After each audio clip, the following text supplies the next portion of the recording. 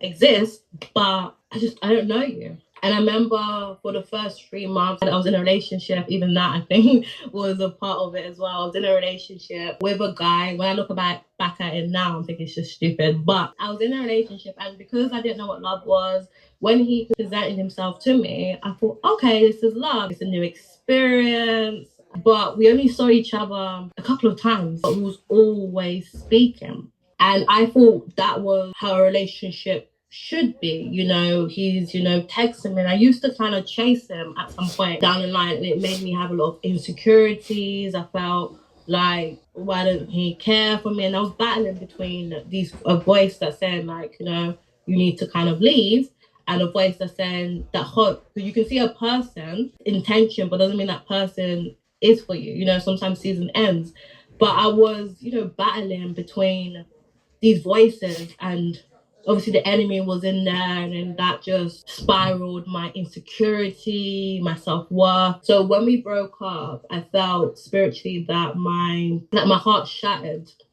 And then there was things in the past anyway. So I was going through a breakup. There was things in the past that I never dealt with. Everything was kind of just put on me all at once. So I had to deal with everything. And I went through that for 7 years. Heartache, depression, suicide. So when I was going through that process, I remember, because I was hearing voices and I was praying to God, saying, like, I know you're real. Every day I was just praying to God, and God showed up and he spoke to me. He said, it was the first time I heard God audible voice. He said, he'll give me my heart desires. And that's where the journey with me and God, it became knowing God, but having a relationship with him. And every year or every season, something was changing. When you feel like you're getting punched every second, that's how it felt like with me, because God was breaking off your insecurity, breaking off your suicidal, breaking off all of these things. In terms of what you said in your testimony, I can relate to, because I remember when I was broken and feeling suicidal. I remember when I felt that I had to fit in.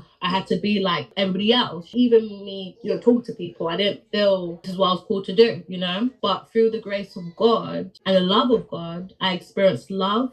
I experienced freedom, and it gave me an understanding. So going back to what you said, I do believe this, that God can use our experiences to shape us, but also for us to talk to someone that is going through the same experiences. And I do think that because we're all called to be a witness, and that's what I had learned through it, and that gives you sympathy and empathy. People can relate to you as a person, to be like, look, this is what I went through, but look what God